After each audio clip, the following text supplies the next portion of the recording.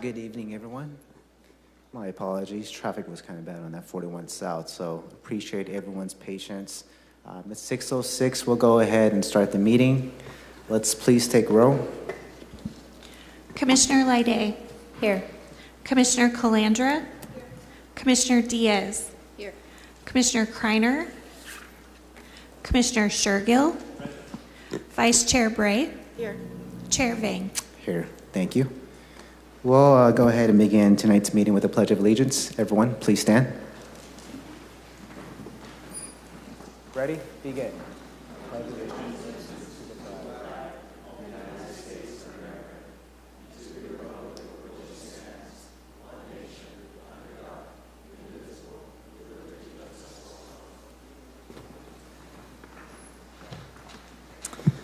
for all. I'll go ahead and read the procedures for this meeting. This meeting is being conducted in person and electronically.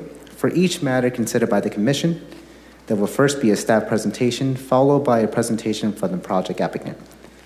Testimony from supporters of the project would then be taken, followed by testimony from those in opposition. The applicant will have the right to a final rebuttal presentation prior to closing the public hearing. In accordance with Section 13 of Article 2 of the Planning Commission Rules and Regulations governing the length of public debate, all public testimony from those in support and in opposition of the project will be limited to 3 minutes per person. The 3 lights on the podium next to the microphone will indicate the amount of time remaining for the speaker. The green light will be turned on when the speaker begins. Yellow light will come on with a self-bell ring when 1 minute is remaining. The speaker should be completing the testimony by the time the red light comes on with the final bell indicating time has expired. All in-person public testimony must be presented to the commission at the podium. Any testimony that references race, religion, ethnicity, economic status, national origin, or any other classification protected under state or federal law in a derogatory manner should be deemed irrelevant and will not be considered by the commission in making its land use determinations. If you challenge these land use matters in court, you may be limited to raising only those issues you or someone else raised in oral or written testimony or before the close of the hearing. We'll start today's meeting with the approval of the agenda. Do we have any changes to the agenda? Good evening, Chair Vang, members of the Planning Commission. I'm Israel Trejo with the Planning and Development Department. There are no changes to the agenda. Thank you. Thank you, sir. Do we have any commissioners have any changes to your agenda or any motion to approve the agenda? I'll move to approve. I'll second. All right. We have a motion made by Vice Chair Bray. We have a second by Commissioner Calandra. All in favor say aye. Aye. Aye. All opposed say no. Motion's approved. Under the consent calendar, we have meeting minutes for October 2nd, October 16th, and we also have the consideration of the Planning Commission schedule for 2025. Do we have any motions to approve the consent calendar? Motion to approve. All right, we have a motion made by Commissioner Diaz. We have a second by Commissioner Leday. All in favor say aye. Aye. Aye. All opposed say no. Motion's approved. We have any reports by the commissioners? I see none. So we don't have anything under continued matters, but we do have new matter. This is item ID 241497, consideration of text amendment application number P24022419.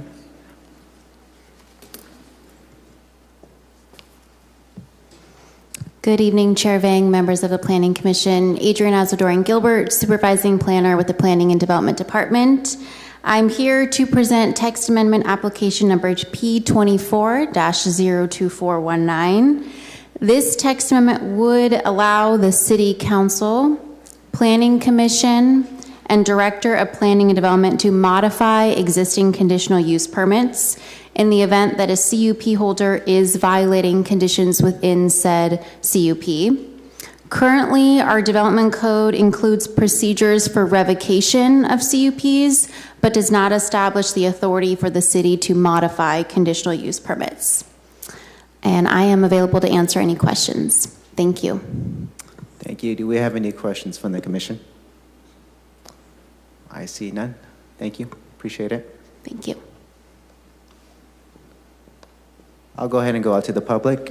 Do we have any individuals in the public who would like to speak in support? I see none. We'll go ahead and go to the public. Any individuals who would like to speak in opposition? Okay, I see none. We'll go ahead and close all public comments. We'll bring it back to the commission. Do we have any comments, questions, or any motions from the commission?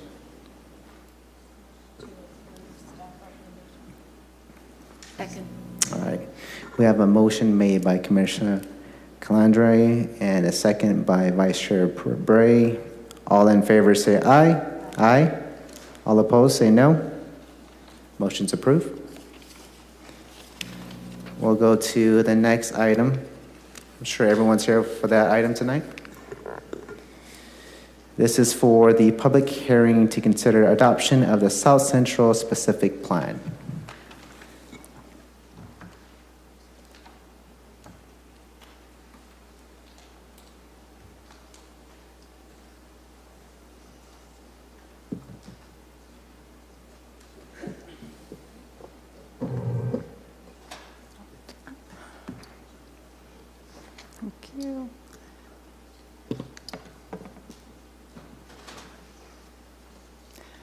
Good evening, Chair Vang, members of the Planning Commission.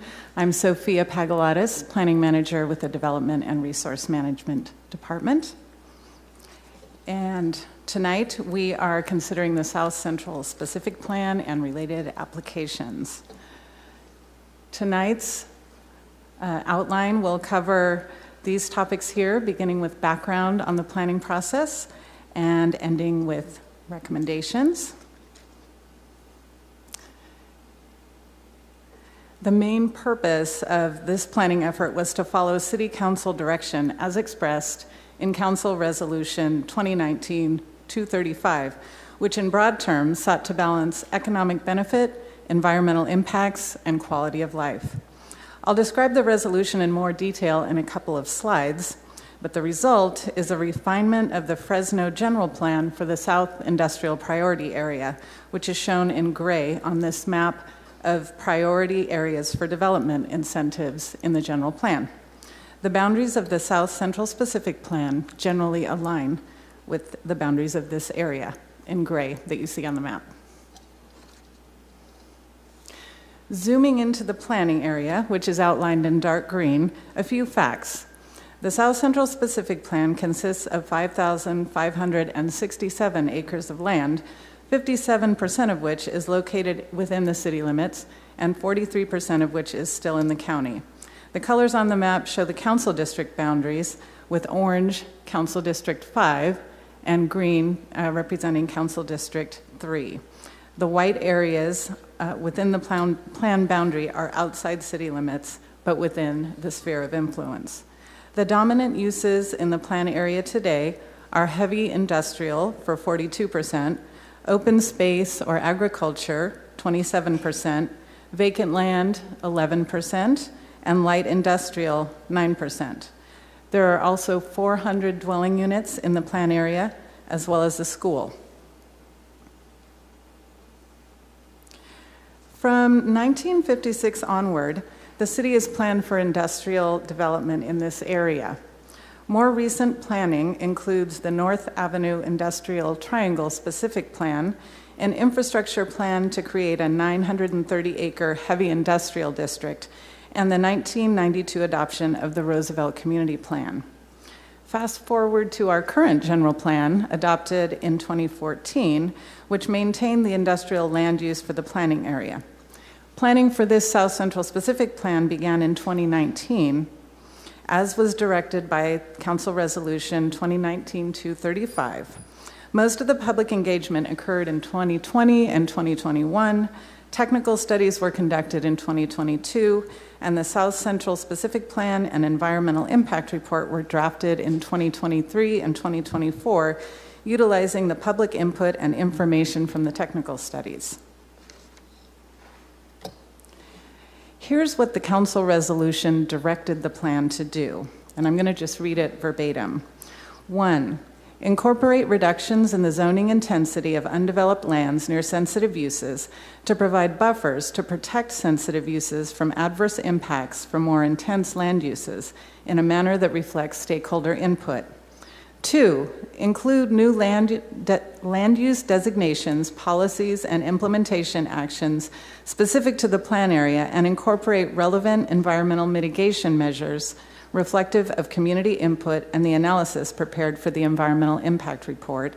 And 3, facilitate and promote economic development that advances community priorities relating to industry type, employment opportunities, job quality, and community benefits. And when we say sensitive uses in the plan, these include residences, schools, religious institutions, playgrounds, childcare centers, hospitals, retirement homes, and convalescent homes. Now we'll summarize our outreach and engagement process. Community engagement consisted of several stakeholder interviews at the beginning of the process, community workshops, advisory committee meetings, and an open house. Various modes of communication were used, from email to direct mail, social media, and flyers in multiple languages. The key takeaways from the public engagement included not only vetting of issues and concerns, but also developing solutions that created the building blocks of the plan. The results of the public engagement process were the vision, guiding principles, and policies of the plan, as well as development standards and land use map. So we will now do an overview of the plan, and here is the table of contents. Those building blocks, the vision, guiding principles, and policies, were combined with detailed analysis of the existing conditions and infrastructure needs in the plan area to create the plan before you today. And here is the table of contents. We'll start with the vision. The South Central Specific Plan Area is characterized by development that maximizes economic benefit with job growth for residents while reducing impacts on the environment and improving the quality of life. This vision and the goals within this vision were expressed in the council resolution that directed the planning process. After the vision, guiding principles were developed. The guiding principles include being a good neighbor, maintaining the high-intensity uses in the core or center of the planning area, offering diverse employment, creating buffers for residential uses or sensitive uses, and avoidance of environmental and neighborhood impacts. And finally, transforming highways 99 and 41 into attractive gateways into the city. Policies are at the heart of land use plans. They can be defined as a definite course or method of action selected from among alternatives to guide and determine present and future decisions. The South Central Specific Plan contains policies guiding transportation, air quality and environmental impacts, employment, and community development. Examples of policies in the plan include Green Buffer Policy 3, require the increased coverage of parking lots to avoid the heat island effect. The land use vision, guiding principles, and policies were selected based on their consistency with Council Resolution 2019-235. Working together, these elements created a plan in which existing residential uses are proposed to be designated as residential. Buffers are required between intensive uses and sensitive land uses. Commercial, retail, and business park uses are added to the plan area, and planned or future heavy industrial uses are reduced by 17%. Although other land use alternatives were considered, the proposed policies and land uses in the plan best implement the City Council direction. Note the comparison of the current general plan on the left and the proposed South Central Specific Plan on the right. The dark gray is the heavy industrial, the light gray is light industrial. The yellow represents residential, purple represents business park, and I hope you can all see the colors okay. I think I do have a pointer here if I need to point. Do I? Okay, no, okay. And the light pink is business park. The blue represents public facilities such as schools or fire stations. In order to develop the South Central Specific Plan land use map, the sensitive uses were identified and buffer areas were developed around them. The business park areas you see on the South Central Specific Plan land use map are proposed to buffer the sensitive uses. And here you can see just the sites that are proposed for land use changes on the left and rezoning on the right. So it is a small percentage of the overall land area that is proposed for change. In order to create the buffering to protect sensitive uses called out in the council resolution, development regulations are proposed in an overlay zone that would be amended into the zoning code and applicable to new development, not existing development. The overlay zone would prohibit certain uses for new development in the plan area, such as rendering or slaughterhouses. It would prohibit certain new uses within 1,000 feet of a sensitive use, and it would require a CUP for some new uses within 1,000 feet of a sensitive use. In addition, the standards include special setbacks adjoining a sensitive use, standards for portions of buildings that face major streets, and additional standards for warehouse storage and distribution. This map shows the 1,000-foot buffers taken from those sensitive land uses in the plan area. It's in blue lines. That might be a bit hard to see on your map. Now we'll move into the environmental impact report. The California Environmental Quality Act requires that an environmental impact report, or an EIR, be prepared for this plan. An EIR is a disclosure document for the purpose of describing environmental impacts of a project and proposing feasible mitigation measures to reduce those impacts. This EIR is a program-level EIR, which means it isn't covering a specific project, but instead a series of related actions, in this case, the plan.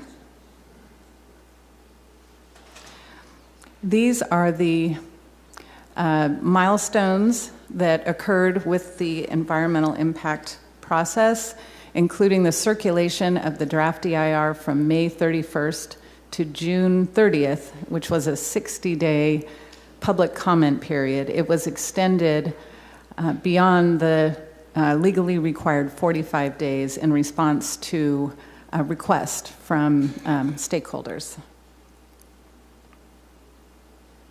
These are the resource areas that were analyzed in the EIR. And this slide shows the impact areas that include mitigation measures on the left, and those resource areas that did not require mitigation on the right.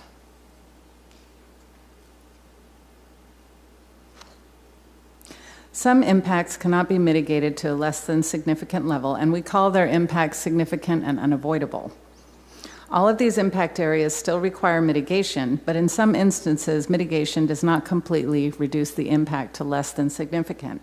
Exhibit S of the staff report includes the Mitigation Monitoring and Reporting Program, which is the list of the mitigation measures and how they will be implemented. Exhibit R contains findings of fact and a statement of overriding considerations that provides justification for acceptance of significant environmental impacts. Moving on to describe the public comment that was received in this later stage of planning.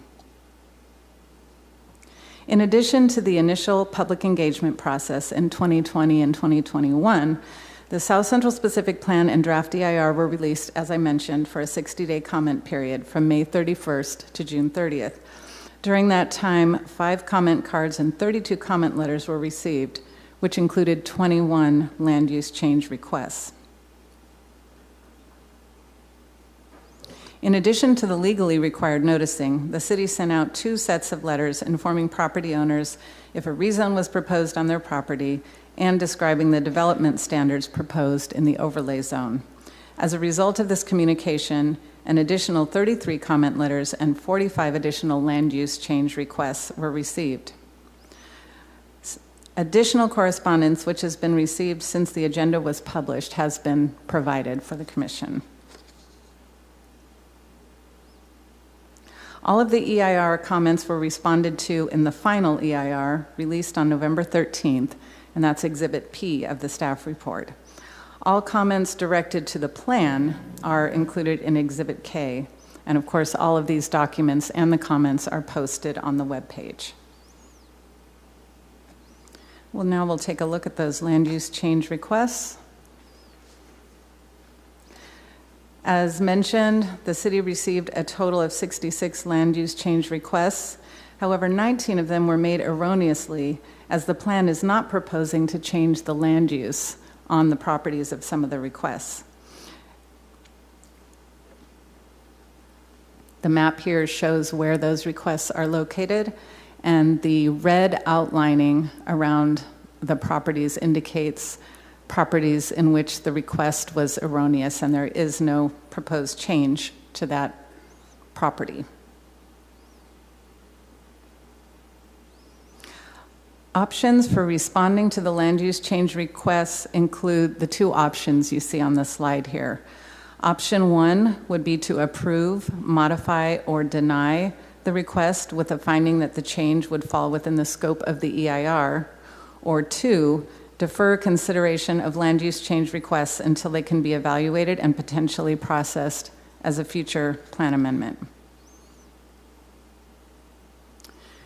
And that brings us to the recommendations. The Planning Commission recommendations are outlined in detail in the staff report, and a summary of the items that are part of that recommendation is shown on the slide. The Planning Commission will need to make one of the following recommendations to City Council: either approve the applications, approve with modifications or deny, and make the associated recommendation with regard to the CEQA document. That concludes my presentation, and happy to answer any questions. Thank you.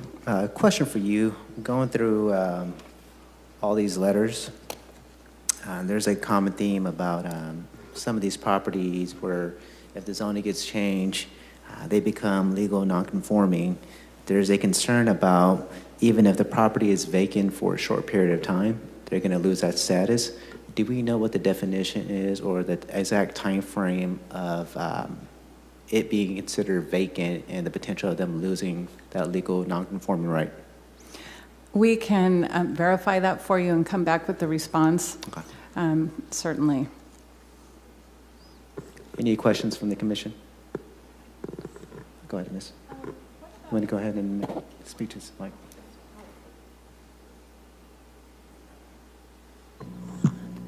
In respect to the vacant land that is in the county, does that get annexed before development, or does it stay within the county? So that would stay within the county until a development was proposed on the property, and then it would be a developer-initiated annexation process. So there would be no proactive annexation with the adoption of the plan. Okay, thank you. Any other questions? Go ahead, Miss. I do have a question. In terms of people whose concerns are the downzoning and impacting property value, what do you guys think about that, or what are your concerns regarding that?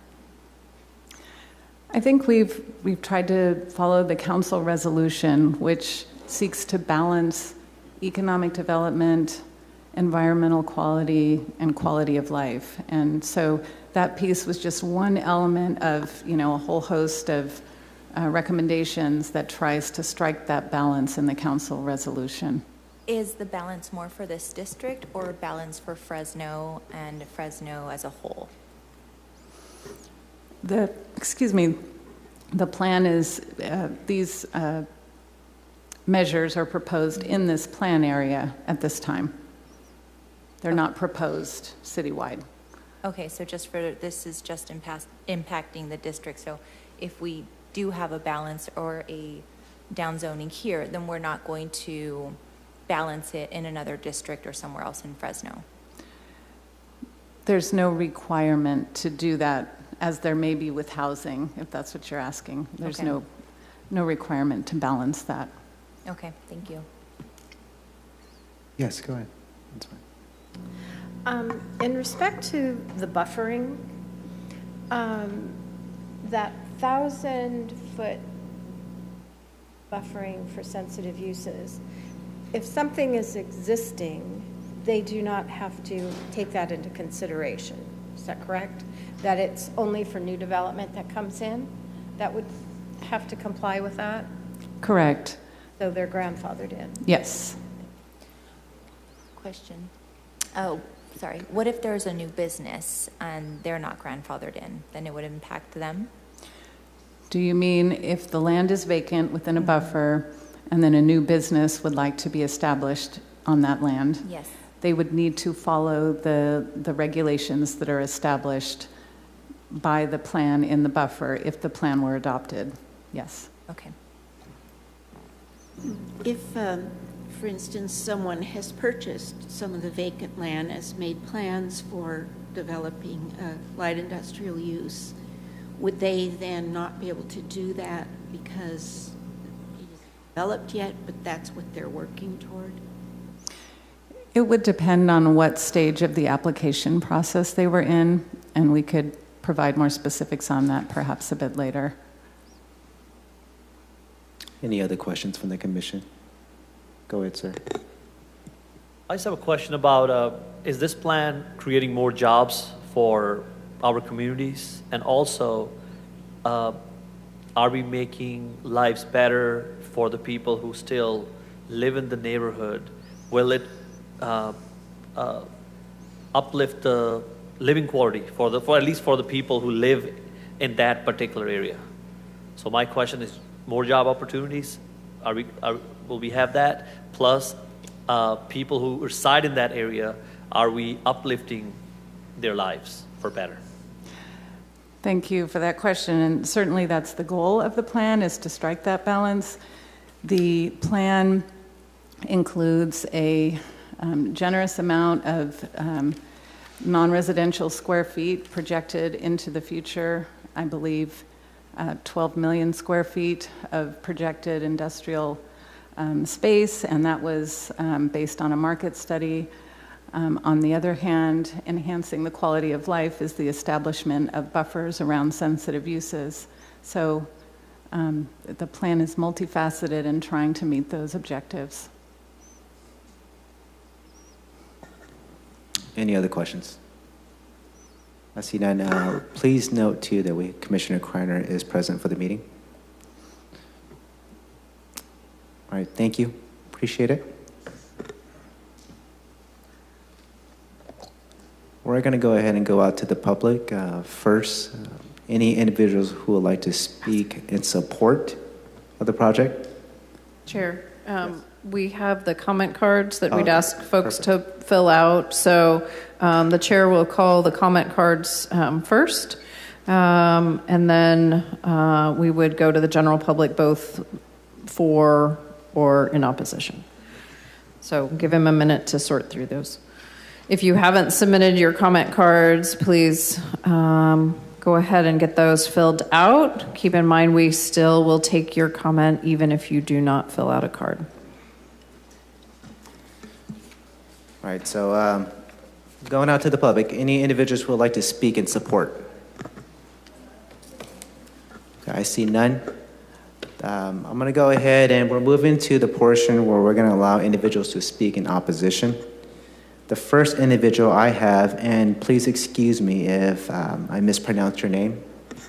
First one is William Oliver.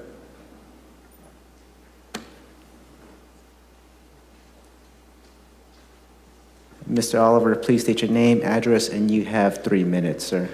Thank you, Chairman Vang and Planning Commissioners. William Oliver, 1060 Fulton Street, Fresno, California. I'm speaking as the President and CEO of the Fresno County Economic Development Corporation. We work hand in hand with prospective companies in identifying sites to create job opportunities to benefit our community. And our role at the Fresno EDC is to make sure that we propose Fresno as a competitive destination for businesses to create those jobs. Years ago, the top requirement was availability of labor. That was a big concern for prospective companies. So we worked hard with partners to recruit a lot of investment to start to train people for manufacturing jobs. And we're doing a great job at that. In fact, it just came from a welding training program. But today, that top requirement is available land. It's entitled land for manufacturers and other industrial users alike. Unfortunately, the South Central Specific Plan as proposed will make it increasingly difficult by casting a cloud of uncertainty over a variety of projects. And that's before considering new state laws such as AB 98, which I'm sure you'll hear more about. Although signed into law before the South Central Specific Plan was developed, AB 98 at the state poses significant consequences, especially if enacted together. It introduces strict new regulations focused on manufacturing operations, but the South Central Specific Plan also extends crippling restrictions on a variety of job-producing sectors, including manufacturing, a vital industry that drives job creation and economic growth. Manufacturing is a job multiplier. It strengthens our communities. It is an essential industry that sustains our economy, especially during times of downturn. The South Central Specific Plan will make it more difficult for manufacturers to open up locations here in Fresno. We know when we have buildings and space entitled and ready to go, we win projects. When we don't, those projects go to neighboring communities and states that we have to compete with. The electrification requirements alone identified in this plan for Class 7, Class 8 heavy-duty trucks will be nearly impossible to meet. They go beyond even the CARB standard. Some of those electric vehicle fleets are in their first generation of use. It's going to be difficult to meet by 2026. So we encourage the Planning Commission to take into consideration public comment this evening. We see the value that a specific plan can bring in balancing both environmental and economic prerogatives, but it's important that we do get it right. And so we urge the commission to work with city staff to, at a minimum, revise the proposed South Central specific plan so that we can prioritize Fresno's ability to attract and grow businesses and take into consideration new legislation such as AB 98 from the state of California that it's going to restrict new investment from coming into our community. So thank you so much for your time and your consideration. Thank you, sir. All right, the next individual I have is Mr. Ethan Smith.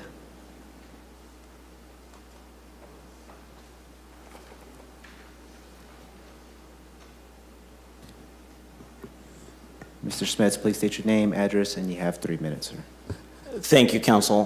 Thank you, Planning Commissioner. My name is Ethan Smith. My address is 7480 North Palm, Suite 101.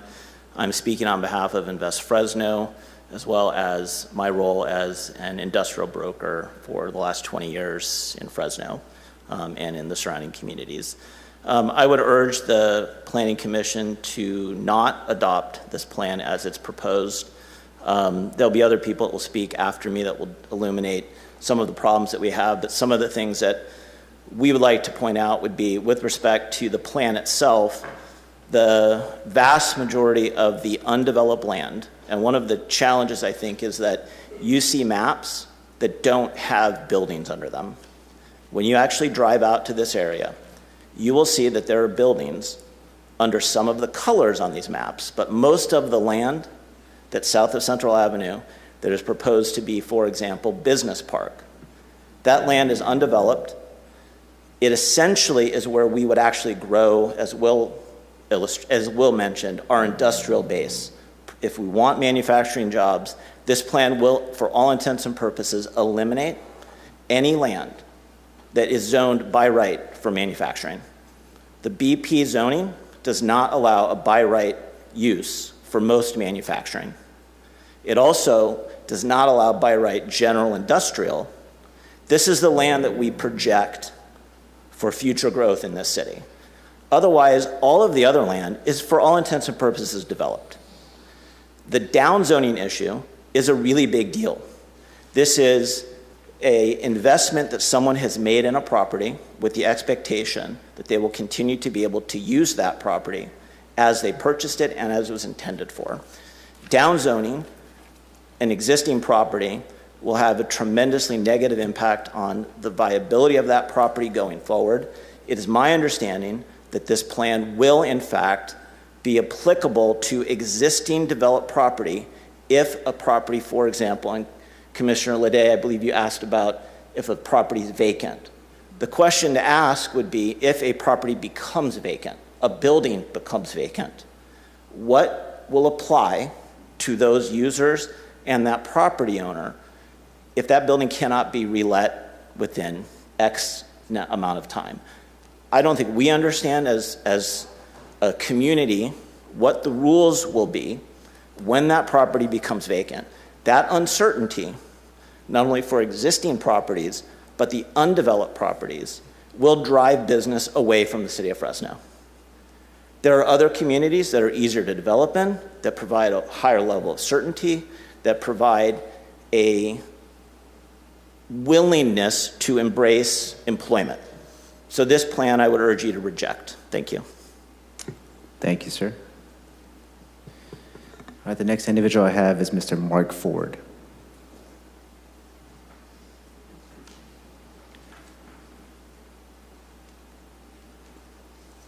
Please state your name, address, and you have 3 minutes, sir. Yeah, I am Mark Ford. I am the CEO of JD Food. Also represent our family companies, Certified Meat Products, The Meetup, The Print District, and Gillum Family Farms. My address is 4671 East Edgar Avenue. And good evening. I come in opposition to this plan for several reasons. And, our company, a little bit about our company, we have 300 employees. JD Food is celebrating its 50-year anniversary this year. Our other companies go back to 70 years. So we've been in the city for a long time. We've been in the food business a long time. And our average tenure for our employees is 6 years. So we've grown in our city. But I want to go back just a few years to 2011 when I was part of the Fresno Food Expo. And the whole purpose of the Fresno Food Expo was for economic development, to put a spotlight on the agricultural capital of the world. And we were a part of that, and there was a lot of positive momentum. And I can remember specifically, I was called to a meeting with the mayor, with the economic development director, and with a couple members of the city council.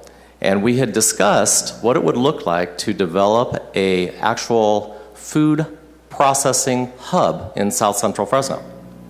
And there was a lot of positive energy, there was a lot of momentum, a lot about what would it look like to market other companies and bring in, and that would only help our city and our community, but it would also just help our business as a whole. And so with that, in 2014, when we had to expand our business, we chose to build and invest in South Central Fresno.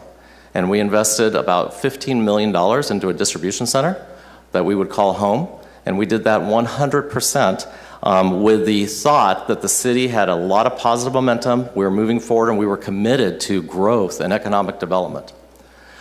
So with that said, I'm coming from the standpoint of more from not ourselves, but our community as a whole, of what it will take to move forward, and I strongly urge you to oppose this. I also want to say that we are very, very committed to our community.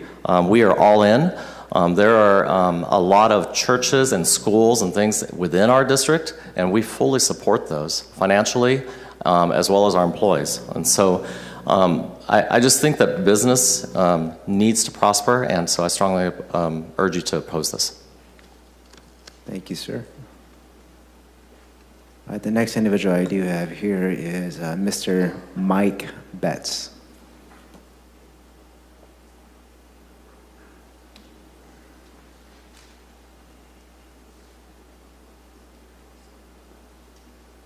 Please state your name, address, and you have 3 minutes.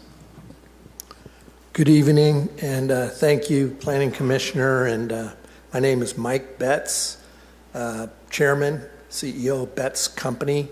We're a multi-generational concern, 6 generations, proud to be the oldest manufacturer in the state of California. We moved our business from the Bay Area starting in 1989 to come to a place where we thought it would be great to manufacture. We were actually invited by the city of Fresno. And since we've been here, we've invested over $150 million into our manufacturing operations, hired hundreds of employees, and are very devoted to the manufacturing sector for the value that a manufacturing job not only brings to the employee, but to their families and to the community. Many of the statements, the majority of the statements I agree with that have already been stated. This is bad for business. It's not going to help our community. It's going to worsen our community. Companies will leave. Companies are very frustrated right now with what's been happening. They don't feel appreciated for the good work that they do. And we believe in the city. We believe the city wants to do the right thing. The statements about the vehicles, it's unreasonable. Folks are not well educated on the topic that wrote the plan. There's all sorts of other alternatives for strong vehicles that are not polluting, but the electric doesn't make sense. The electric trucks don't perform to what the industry needs. And electric vehicles are probably in the larger truck market are probably not going to be the preference going forward as things continue to change. There's all sorts of evidence. You can read hundreds of articles about it, and how we even came up with that is shocking, literally shocking. The buffer zones are important, but they're too large. The amount, 1,000 feet, if you walk off 1,000 feet, that's a tremendous amount of area. And it's not reasonable. It's not a company that's going to come here and want to invest and have to buy the property and factor in all that unusable space is going to go elsewhere. They're not going to come here. We're telling the world that we're not open for business. We don't want you. please go somewhere else. And then, the downzoning, in my opinion, is very egregious. It's unconscionable. When people have invested the kinds of money that they've invested to come here and create jobs, and we're telling them, oh, by the way, we're downzoning your business, and the value of your business is whatever it is. You don't have control of it anymore. Thank you. Clearly, I'm in opposition. Thank you, sir. The next individual I have is Mr. Brandon Craighead.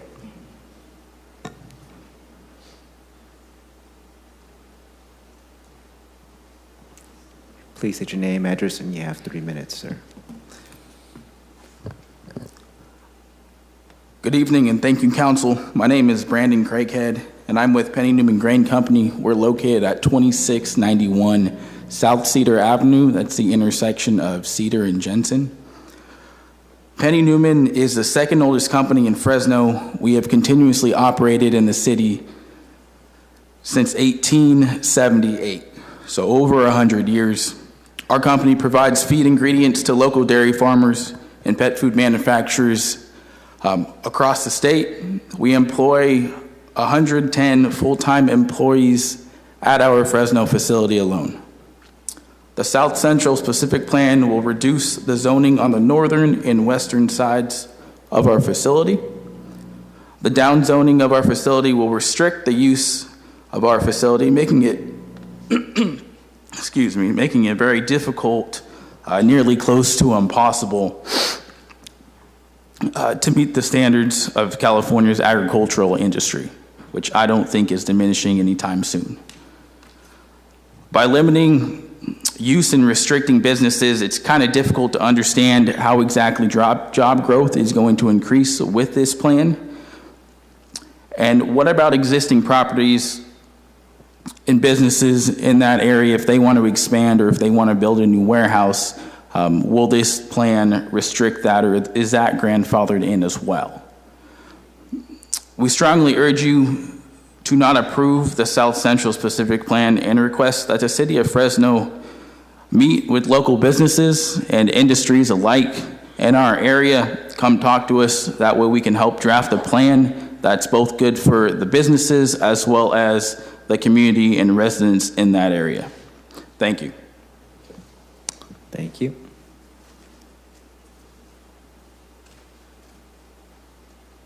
I have a Mr. Luke Reisner.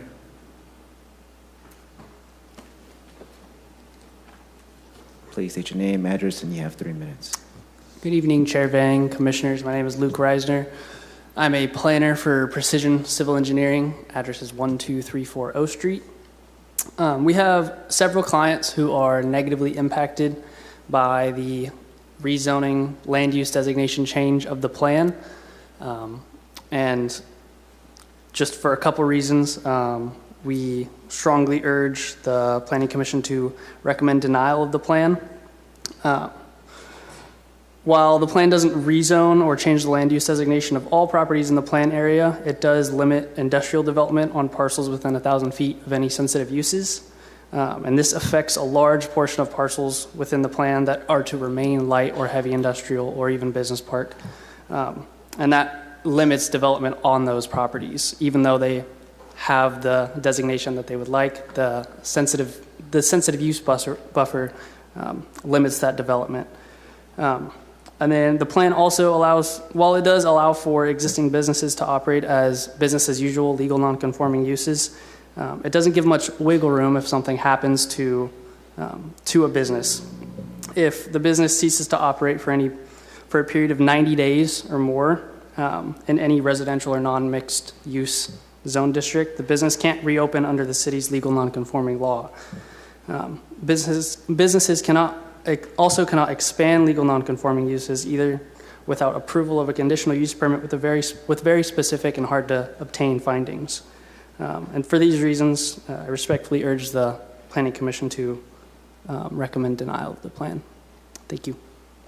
Thank you. Next individual I have is Mr. Greg Aboy.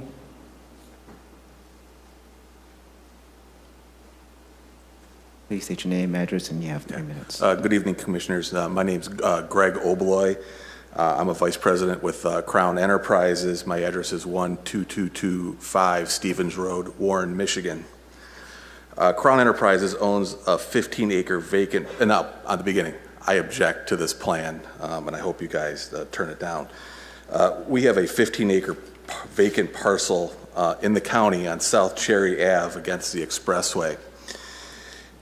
We operated a freight terminal over on East Muscat up until 2015. Unfortunately, in 2015, our property got condemned for the high-speed rail.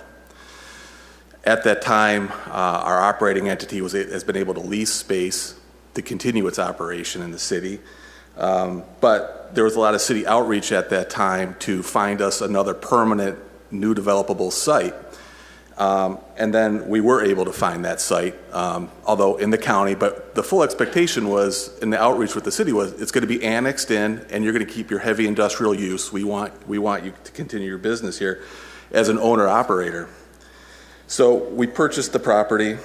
We've been working with the city staff for the last couple of years, front and center as to what this use is going to be. We have a tri-party agreement with the city for the CEQA review, which contemplates the exact use of our property. It's been conceptually site planned out. We're in CEQA review. There's been multiple drafts of the CEQA report, all clearly stating what our use is. We didn't get any of these notices that were sent out. Maybe it's because we're a county property and we didn't get to participate in it. But we just found out about this in the last few weeks. So here I am from Michigan, flying out here to defend our property rights. I mean, we don't have any per se because we're in the county, but the expectation in working with the city was you're going to continue your use. We want to annex this property. We didn't spend $2 million on dirt and $300,000 in soft costs on a hope and a prayer. I mean, so we're very disappointed with this. Business park conflicts with us, and we'd like to keep our heavy industrial, proposal. Thank you very much. Thank you. Next individual I have is Mr. Ben Granholm.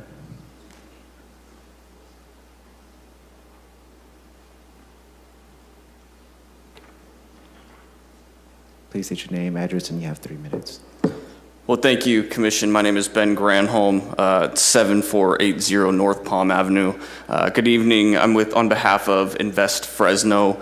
We are a coalition of local businesses, community leaders, and residents, all dedicated to building a healthy and diverse economy here in the city of Fresno that's really able to enrich the lives of all residents. And respectfully, we urge the Commission to deny or reject the South Central specific plan as it's currently proposed, and direct staff to work with us and industry to construct a plan that more adequately facilitates and prioritizes the needs of the community, facilitates the growth of existing businesses, and attracts new industries and new businesses into the city of Fresno, which the current one does the exact opposite.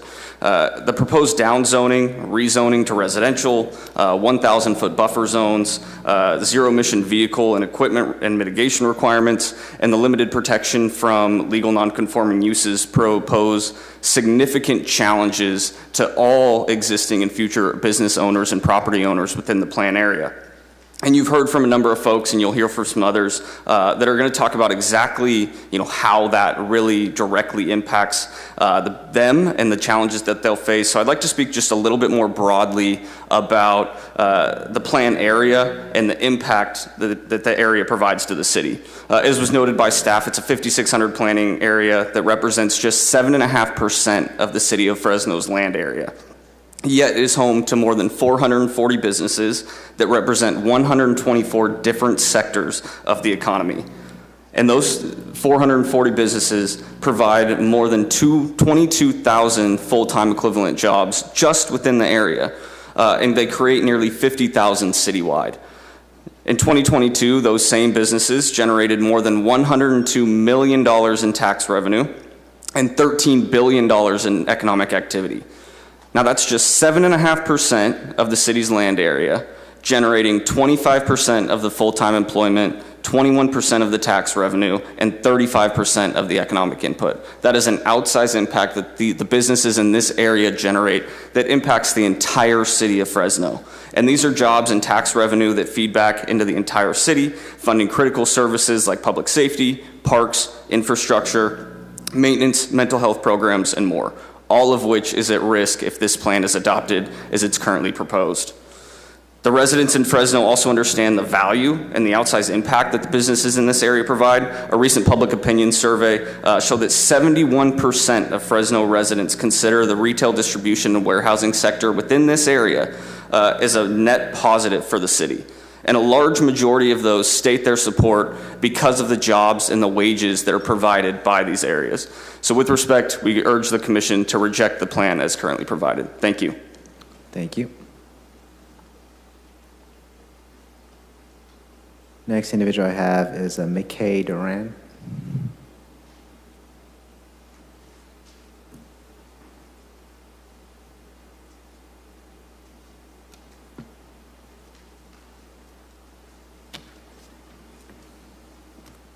Please state your name, address, and you have 3 minutes.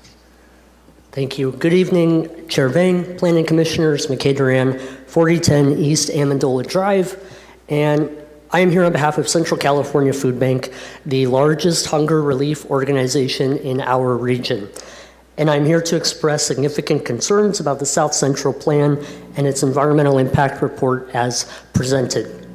Central California Food Bank operates within the plan boundaries, distributing nearly 60 million pounds of food annually to more than 320,000 neighbors each month.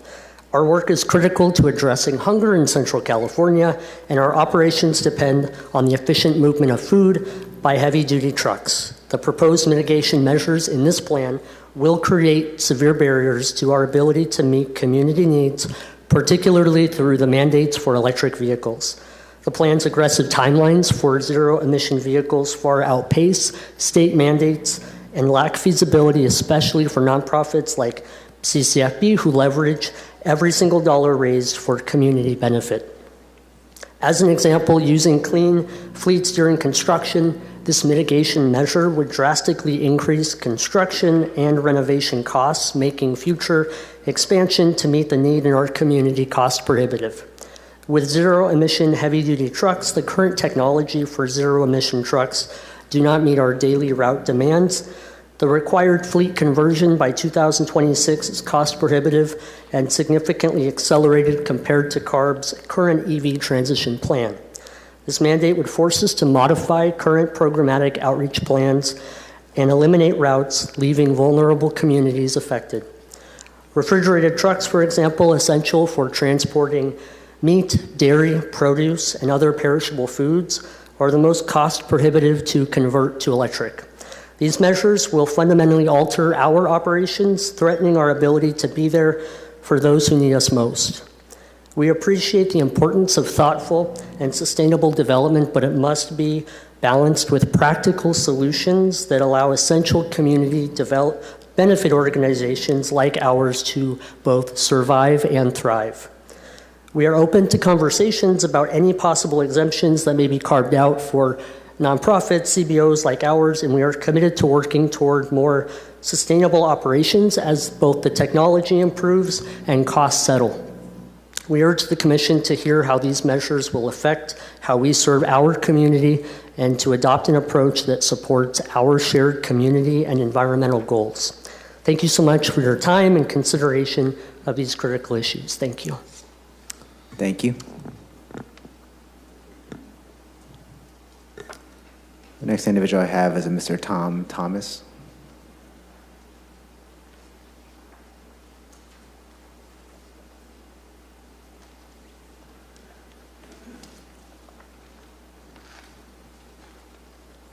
Please state your name, address, and you have 3 minutes, sir. My name is Tom Thomas. I'm at 1515 East Central. Our property is south of Central, catty corner from Amazon, and we have about 100 acres in that general area, surrounded by places like Copart, truck parking, truck schools, and an occasional house here and there. I have been the only male that has attended almost all of these meetings in the last 6 or 7 years, with the ladies that gather each time there's a notice coming out for that. And I've been opposed to this, since the beginning. And most of them, they see it both ways, but they're thinking they want to take care of the people, primarily Hispanic people in our neighborhood.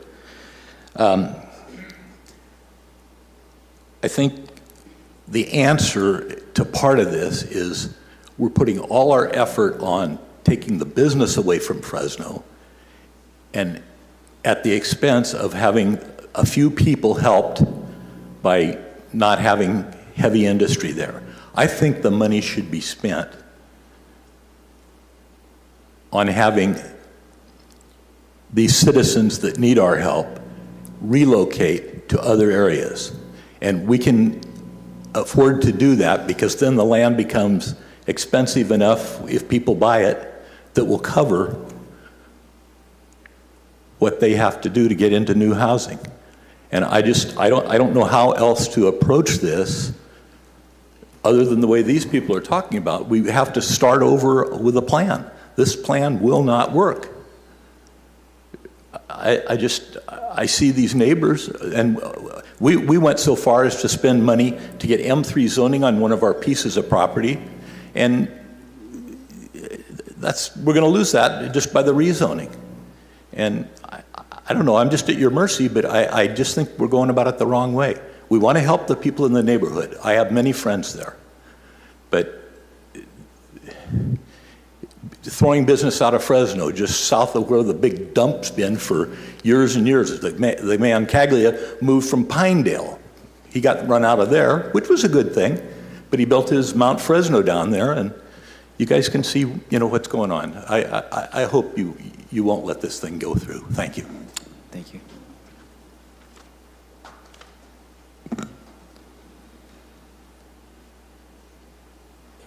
Next individual I have is Miss Bobby.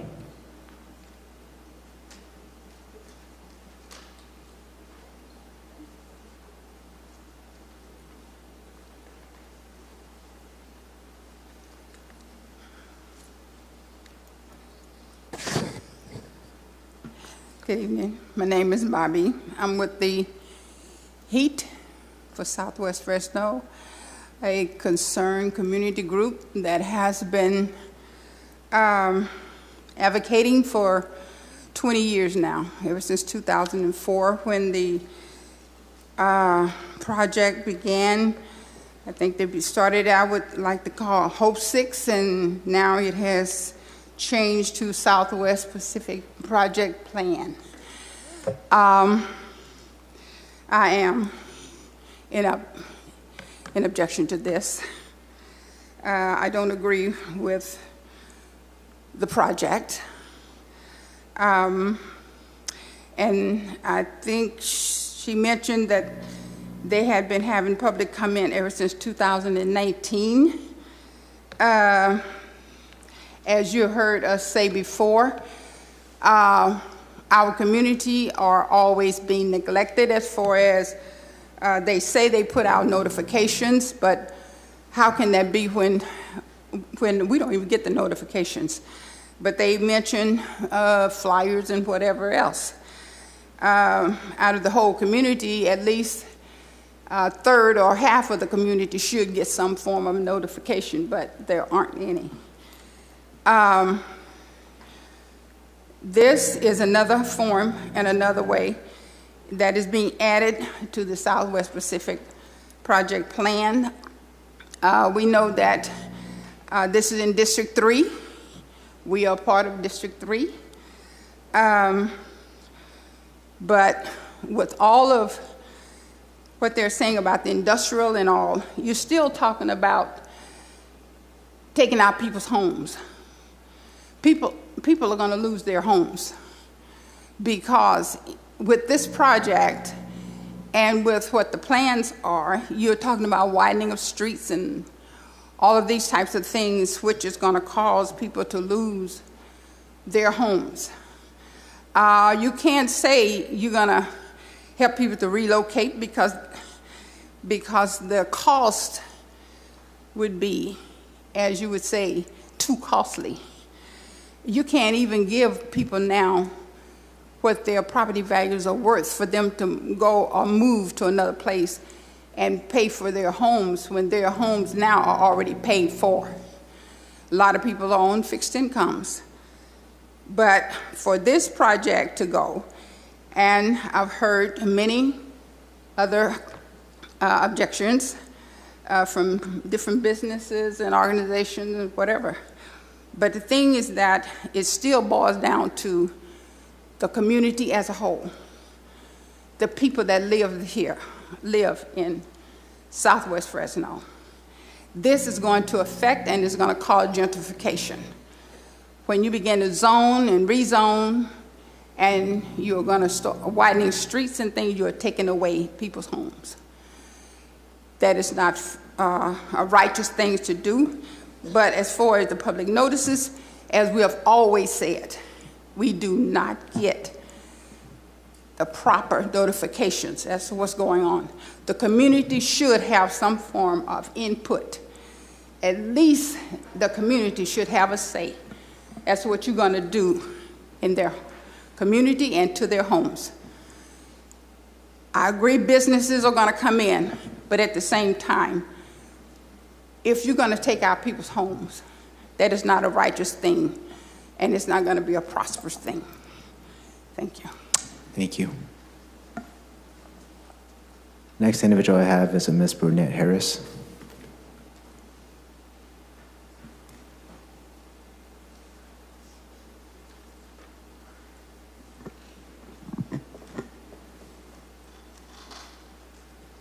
Please state your name, address, and you have 3 minutes, miss. My name is Brunette, and I'm with the Heat for Southwest Fresno community. As you heard, the gentleman made the statement. He didn't get notified. This is something we've been saying over and over and over again. You have the city talking about how they get in contact with people, how many people showed up. We don't know anything about this, period. We don't have any paperwork on it. We don't have anything on it. You're talking about industrial, what you want to do. You're not even notifying the community. I'm not saying the commission, because you might get the paperwork, but the community doesn't get it. We at a loss with what's going on. This is a continuation of the same thing. People are not being notified. The community. That's the most important part, because the community is there. You're talking about Southwest Fresno is in the 99th percentile. We gave you guys that information. Air pollution and everything else. Southwest Fresno is the worst. And here you are talking about expanding industrial. It doesn't make any sense. I don't know where Sophia and them hold these meetings at. And as some of the people come up and say, oh, we're willing to sit down and talk with you guys and see what we can do. What happens to the community? See, everybody can go home and go back across town. This is our community. We're stuck over here. Our families paid. This is where they live. And everybody come in doing what they want to do. Right now they offer ginseng, tearing up ginseng. Haven't asked the community anything. You basically do what you want to do.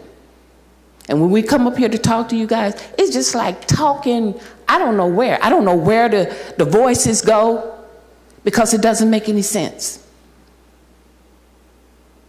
We're supposed to have an input. We don't have that.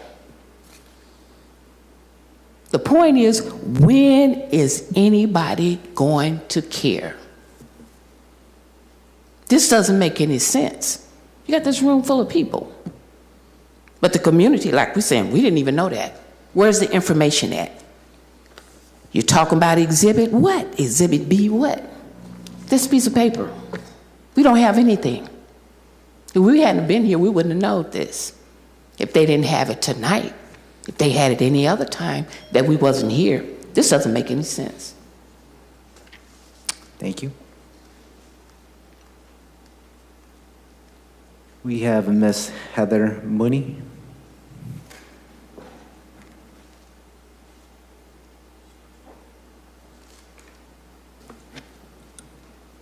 Please state your name, address, and you have 3 minutes, miss. Good evening. My name's Heather Mooney. Our address is 4082 South Orange. And my family has owned property at Central and Orange. It's about 700 yards from the 78-acre Amazon Fulfillment Center and about 800 yards from the Orange Avenue Disposal Company.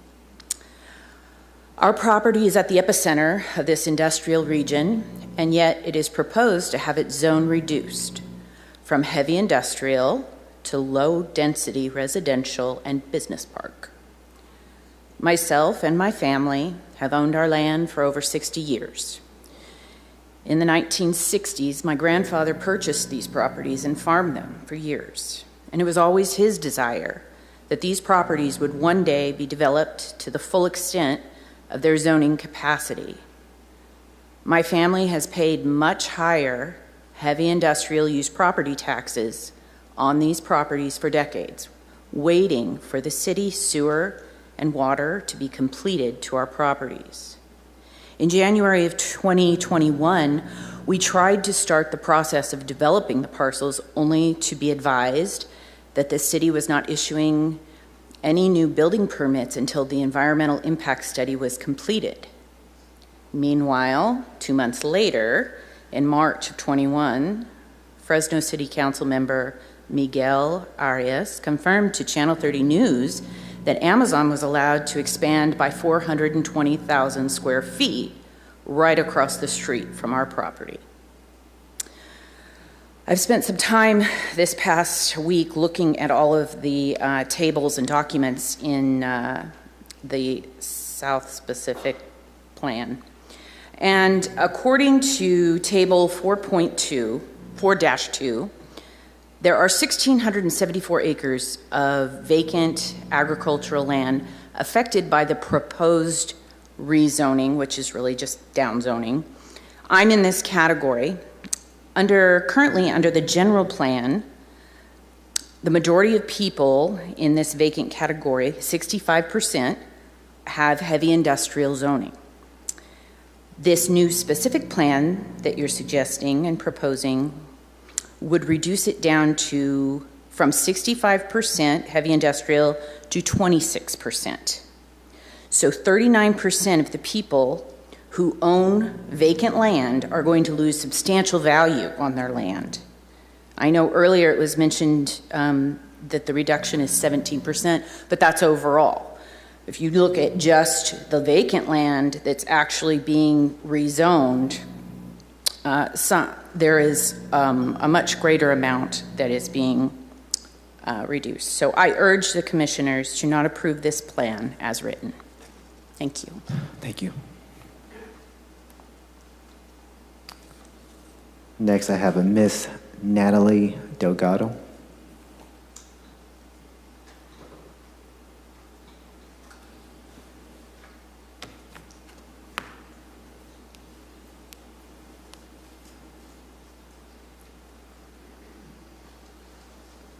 Please state your name, address, and you have 3 minutes, miss. Hi, Natalie Delgado, 1907 North Gateway Boulevard, 93727. I'm a policy associate with Central California Environmental Justice Network. I'm here today to oppose the approval of the South Central Pacific Plan. We are disappointed that the city continues to push forward plans that favor industry and fail to consistently include community priorities in long-range planning. We know that the San Joaquin Valley is the most polluted air basin in the United States for fine particles, and we know that Fresno specifically consistently ranks in the top 10 cities in the nation for poor air quality. The city's decision to zone areas as heavy industrial, light industrial, and business park paved the way for more industrial development that harms the health of residents.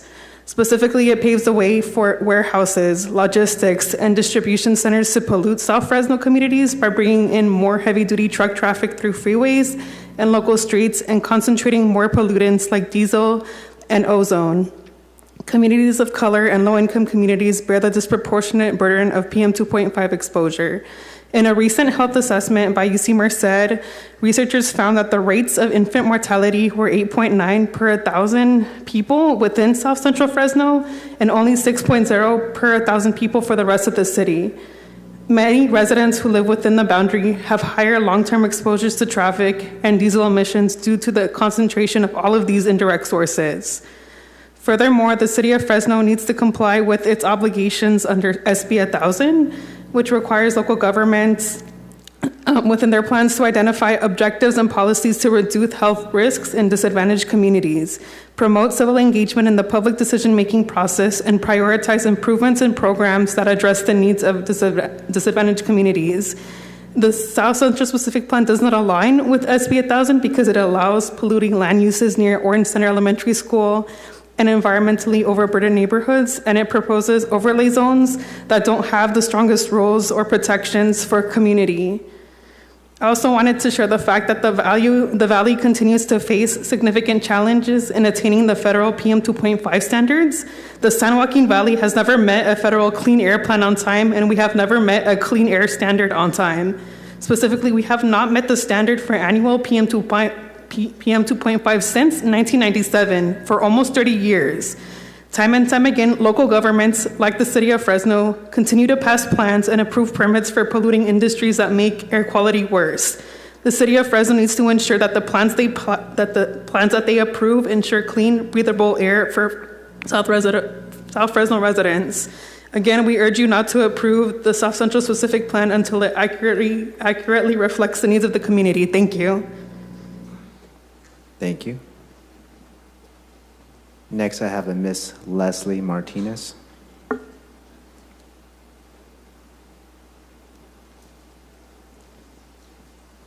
Please state your name, address, and you have 3 minutes. Leslie Martinez. I'm at 822 North Van Ness in South Fresno. My name is Leslie Martinez. I'm with Leadership Council. For many years, we have worked with the people. The little orange dots on the map, those are people, those are families. Who live in Central and South Fresno neighborhoods, and we help them engage in land use decisions that are going to impact their lives and their families for future generations. First of all, today's hearing and the City Council hearing scheduled for December 5th are inconsistent with the City Council resolution adopted in 2019 in support of community engagement in the development of this plan. The resolution calls for the draft final plan to be reviewed and considered for approval by the Community Steering Committee prior to coming to the Planning Commission and City Council action. To our knowledge, the draft final plan and EIR have not been presented to the Advisory Committee for review or consideration prior to today's meeting. While we acknowledge the city's attempt to include more protective measures, this plan falls short of protecting the people who have invested their families and their whole lives. This is somebody's grandmother's house. This is somebody's uncle's house. These are real people who live there. They've invested everything that they have in these properties. I've talked to them myself. We know that neighborhoods in the South Central Plan rank in the top 1% of neighborhoods most burdened by multiple sources of pollution in the entire state of California. Significant shifts in this plan are necessary for this commission if this commission is committed for planning for a safe and healthy Fresno for all, not just some, but everybody who lives in these projects' boundaries. Throughout this process, the people who live there have called for a rezoning land surrounding Orange Center Elementary School for less intensive uses, so that the air where the children learn is not worse than it already is. The plan zoned this area as a business park, which would still allow for industrial uses that attract heavy-duty traffic, to a preschool and a K through 8. This is where children are attempting to learn and play. A change to community serving uses such as neighborhood mixed use and park space would create a significant benefit, not just for the immediate neighborhood, but South Fresno at large. The proposed overlay zone prohibits certain uses, classifications within 1,000 feet of a sensitive use. This is a great start, but it needs to go further if we're serious about protecting people and school children.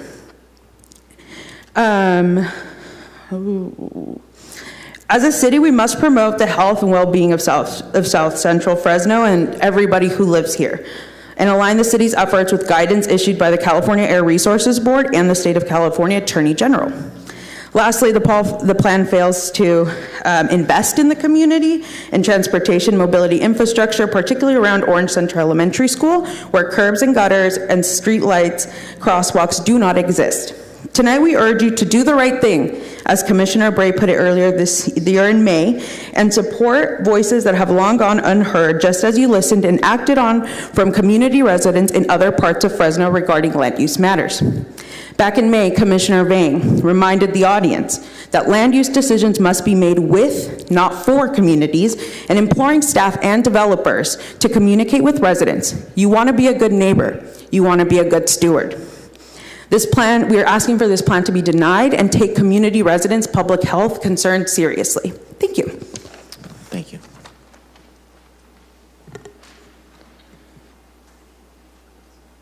So the last card I have is a Panfilo Cerrillo.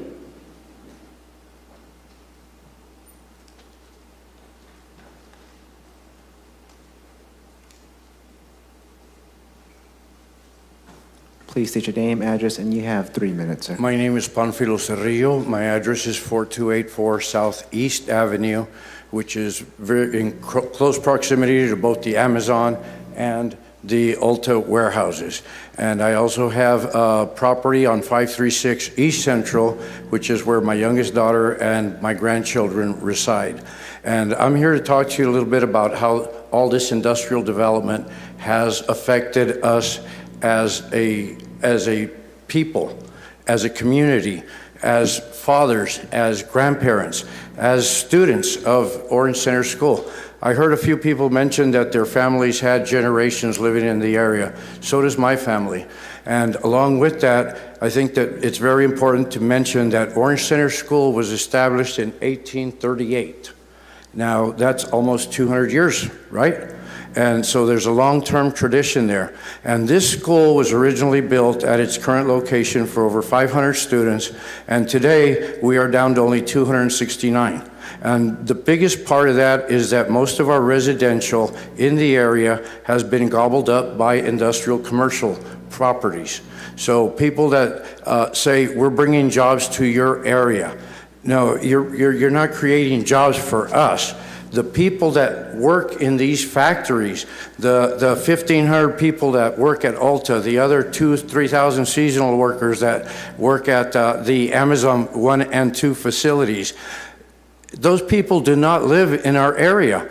They live in all the other areas of Fresno. So if you're really interested in serving the community, then keep those people out. You know, my kids used to walk to Orange Center Elementary School.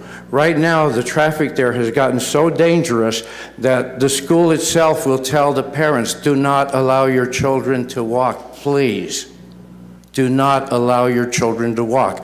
They're walking. You know, you're talking about preschool, K through 8, young kids whose lives are just developing, having to walk right next to semi-trucks that the residents there, their houses shake. The superintendent has told me that her office shakes from the rattling of the semi-trucks going through there. And here we are on the north and the south side and the entire west side of the school, and we're planning industrial development. Now, any one of you up there that's sitting there, I guarantee you that you would not want your children attending an elementary school where your kids have to walk and they're walking right next to semi-trucks doing 70 miles an hour. If any of you would, please raise your hand right now. But I guarantee you that I will not see a single hand go up. So I'm here to ask that you not only deny this plan, but you sit back with the residents of the community who have been speaking out for a very long time and asking you to stop this. We already have a loss of life. Our life expectancy out there is 20 years less than some of the addresses that I heard that are north of Fresno. Those people are here to speak from their pockets, from their wallets, and say, yeah, these people down here are stopping Fresno development. I hear where one of our city councilmen called us economic terrorists. No, we're not terrorists. We're being terrorized in our own neighborhoods. You know, Councilman Karbashi, this goes out to him. Let's go ahead and wrap this up, okay? Okay, I will. 10 seconds. But we are not terrorists. We are being terrorized in our own neighborhood to the point that we can't even allow our kids, our grandkids to play in their front yards for fear that they will get eventually run over. Thank you. Thank you. All right, I received some more cards. So the next individual is Martha.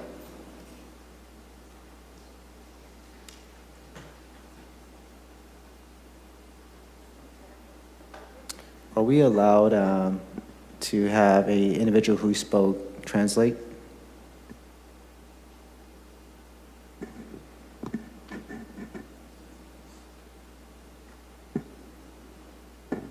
That should be fine. That's fine.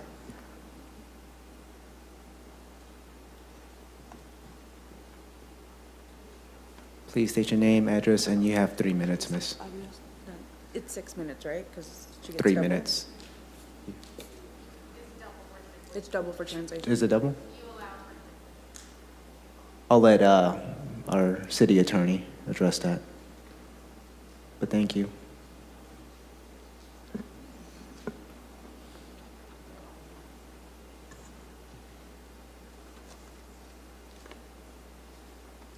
You can decide to give them 6 minutes in order to provide for the time to translate.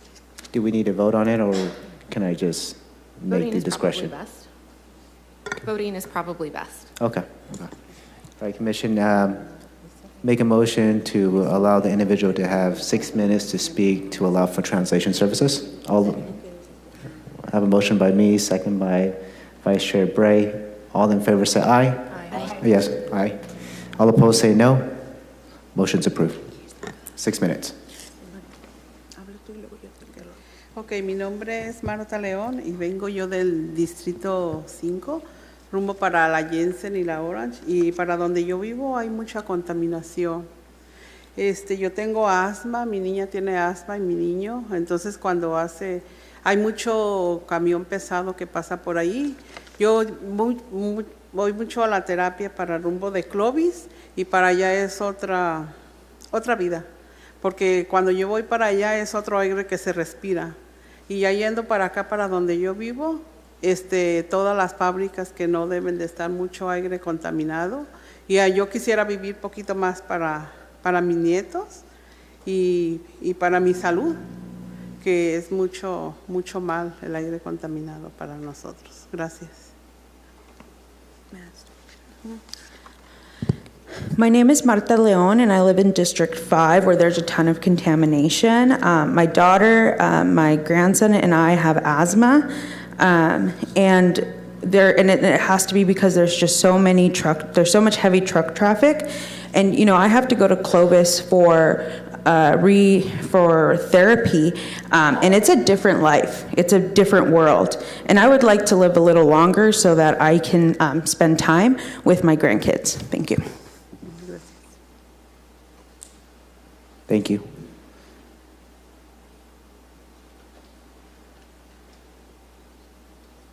The next individual I have is Miss Bertha.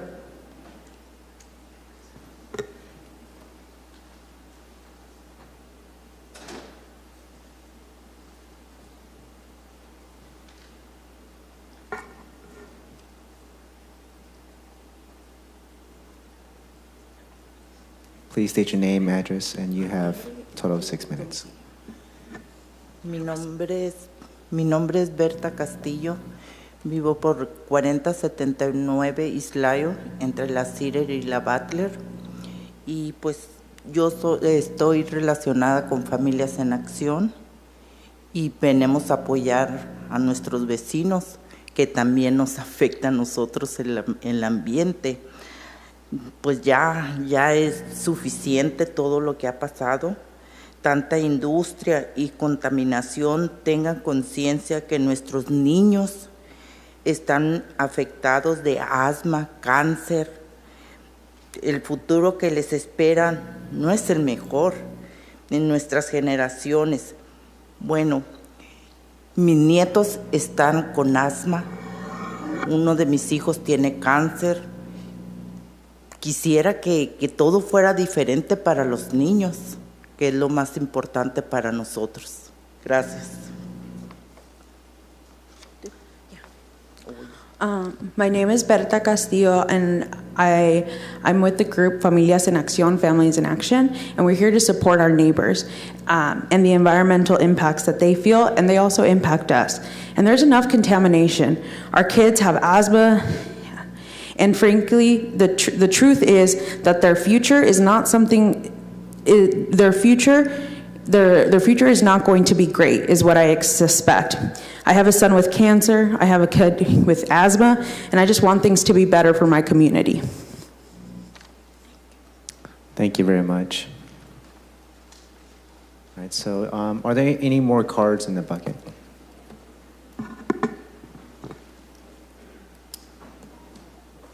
No? Okay. I'll go ahead and go out to the public. Anyone who didn't submit a card, it's perfectly fine. You don't need to submit a card anymore. If you want to speak in opposition, we're just going to have each individual speak one at a time, okay? Please state your name, address, and you have 3 minutes. Thank you, Mr. Chairman. Members of the Planning Commission, I'm Dirk Puschel, as my business address is 923 Van Ness here in Fresno. And I'm here on behalf of a couple of clients that have already submitted letters. And we have read the letter that has been submitted by John Kinsey, a local attorney, and we concur with all of his conclusions. It's often said that cities and businesses have little in common. Different accounting rules. Cities operate in a restricted area that we call the city limits, where businesses are free to seek opportunity as they will. Where businesses sell widgets, cities sell opportunity. When a city stops selling opportunity, or that opportunity is too costly, businesses seek alternatives. That's where the city of Fresno finds itself this evening. The business community recognizes its responsibility to provide environmentally sensitive industrial projects. State and local regulations are already very stringent so that they deter inappropriate industrial investment. Many of the properties that you're discussing this evening have been designated for industrial and heavy industrial uses for over 50 years. The exhaustive environmental studies and endless fees that end up towards mitigation of air quality impacts, traffic, and other things have multiplied exponentially in this last 50 years. Adding layers of regulations, as is proposed by this plan, will be another barrier to investing in Fresno. Not all cities see business as bad. Some of the best and most successful industrial developers and brokers in the state, many of whom are here and are local, care about Fresno and its future. These industrial experts are here this evening to convince you that the development policy of the South Central Specific Plan are so onerous that business cannot survive under these standards. Many of these property owners, like my clients, purchased these properties some years ago with the anticipation of developing consistent with the existing plan. Now, the plan proposes to change that site zoning and industrial land use designations. Changing the planned land use or dramatically changing development standards as is proposed is within your police powers, but it's bad business and even worse for business. Thank you. Thank you. Do we have the next individual?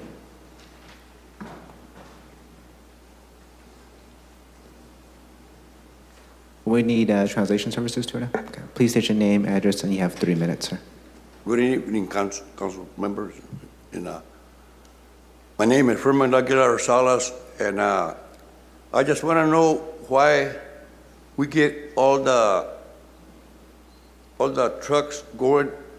They're either going southeast or southwest. I want to know who's got the power. How come they don't send them up northeast or northwest? Who's got the power to do that? See, because we're all getting all that. I know, like a Gap and all those, they haven't been there that long, maybe 15, 20 years. I think the people are willing to travel at least 10, 15 miles either way.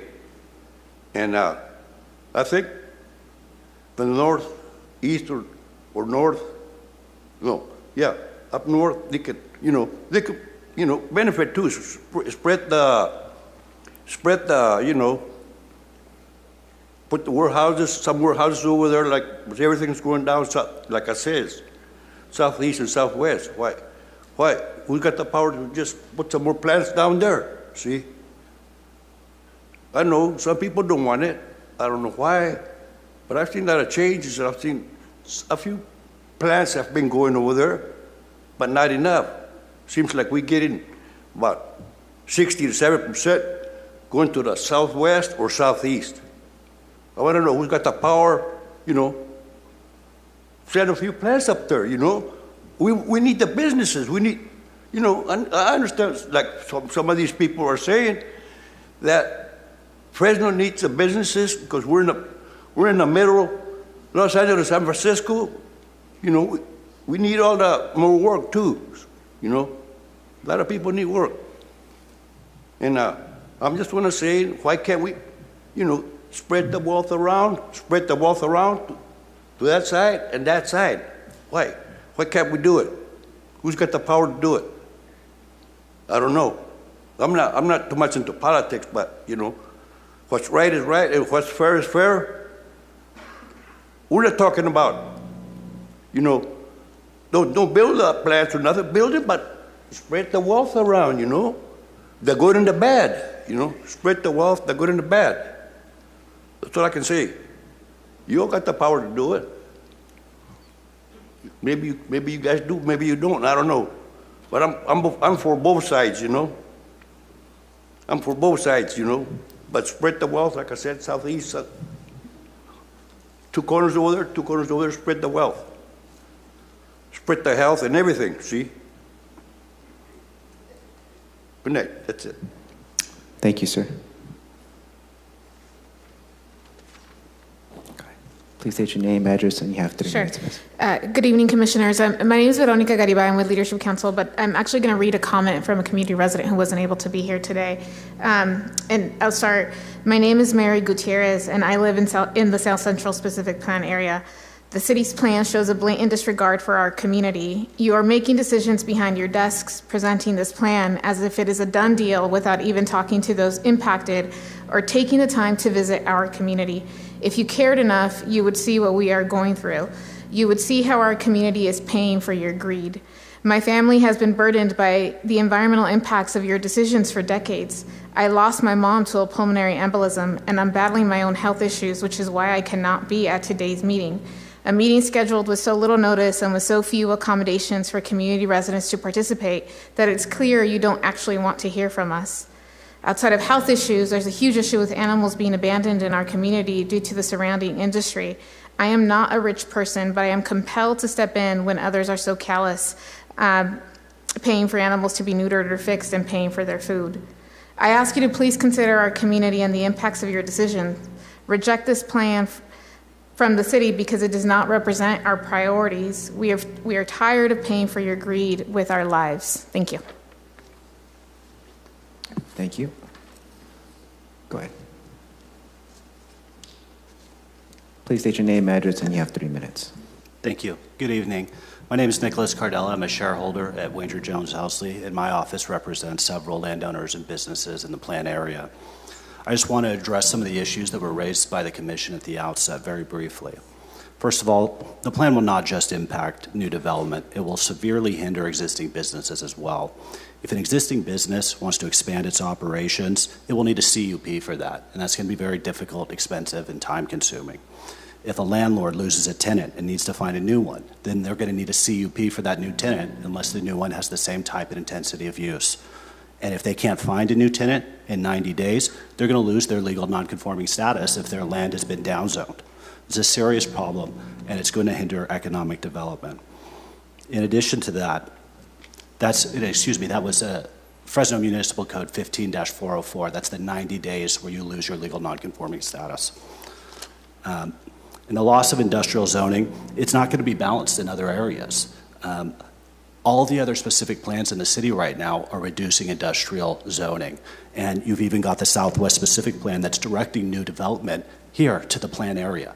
So the result of all of that is going to be you have less economic development and less job creation here in the city of Fresno, and it's going to move elsewhere. It's going to move to Visalia, and it's going to move to Madera, where they don't have these requirements. So the reality is that the proposed plan provides little to no environmental benefit, severely undermines economic development and job creation, and it's unfair to existing landowners and businesses. That's why I urge the Commission against recommending approval of the plan. Instead, the plan should be sent back to staff to fix all of these significant deficiencies. Thank you. Thank you. Any other individuals who would like to speak in opposition? Please state your name, address, and you have 3 minutes.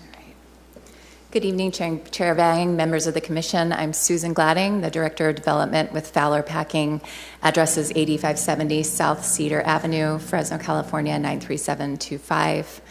I'm here today to speak in opposition to the proposed South Central specific plan as it's currently drafted. Fowler Packing is a fourth-generation, family-owned farming operation that has been in business in the Central Valley since 1950. And currently owns property that is proposed to be downzoned within the South Central specific plan area. This land was strategically acquired with the intention to farm, and then as the market demanded, transition the land to align with the city's vision for industrial growth. Fowler Packing has developed, owns, and operates light industrial land uses within the North Point Business Park. Of their remaining undeveloped property, the usable heavy and industrial acreage has been reduced significantly, nearly by half, due to the proposed downzoning of property and also in conjunction with the 1,000-foot buffers that are contemplated within the plan area. These buffer zones prohibit numerous categories of land uses and require additional permitting for others. The buffer zones also impose significant additional building requirements and mitigation measures, studies, and restrictions on the sitings of the buildings. Fowler Packing owns about 90-some acres south of Central Avenue, and that is one of the areas that was proposed to be heavy land use development, heavy industrial development, and it's been downzoned to light industrial development. And when you add in those 1,000-foot buffers, there's nearly half of that property that's left for overall development. The proposed plan would significantly impact the planned future use of our land. These changes to the land use would undermine our long-term business plans and investments in the property. Fowler Packing supports the continued and future economic vitality of the South Fresno area and strongly believes that these proposed changes will have adverse economic consequences for businesses and the community as a whole. We appreciate your time and consideration of our concerns, and we respectfully urge the Commission to deny this version of the South Central Community Plan. Thank you. Thank you. Any other individuals who would like to speak in opposition? All right. We'll go ahead and close all public comments. We'll bring it back to the Commission. Do we have any questions or comments for the city before we go on break to allow them some time to address some of these concerns from the public? I just have some questions for the city. You know, we're hearing a lot of concerns from the business owners, property owners, and the community members. So, like, have all the stakeholders, have they given the input for all this? I mean, this is a lot of opposition here. Okay. We'll allow. Do you want me to give you some time during the break time to address that, or you want to address that now? Okay, that's fine. Any other questions or comments? Okay. What we'll do is we'll go on a break. We'll allow the city, say 15 minutes. 15 minutes to address some of these concerns brought out from the public, and then we'll go ahead and regroup. It's currently at 7:47. Why don't we go ahead and resume at, let's do 8:05. 8 o'clock? Okay, thank you.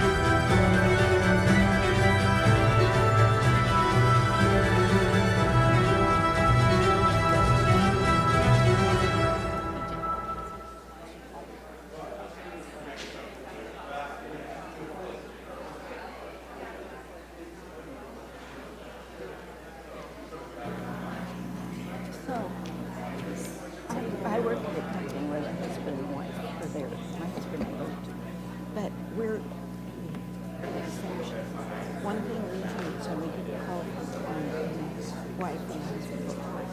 Yeah, there's issues, but I don't know that it's true. Yeah, they're like, that's like us. We're like not.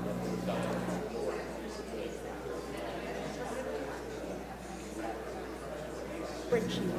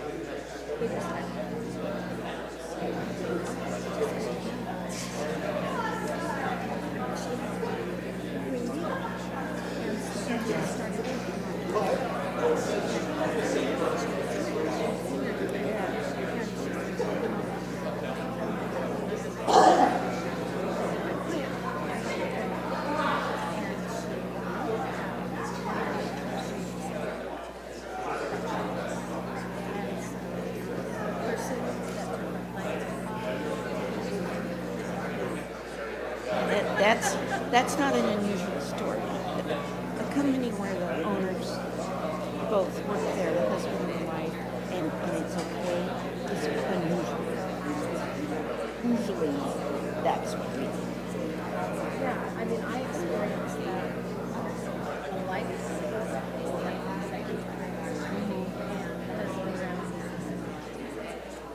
or a mother and a daughter. Oh my God.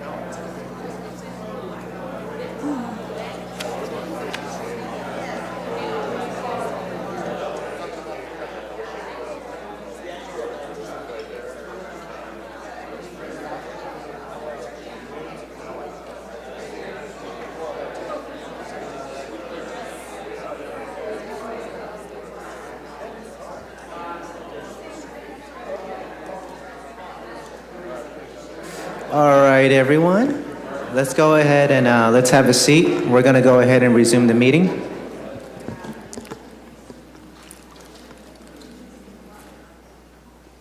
It's currently 8:05. We'll go ahead and have staff, city, address all these concerns brought from the public. Thank you.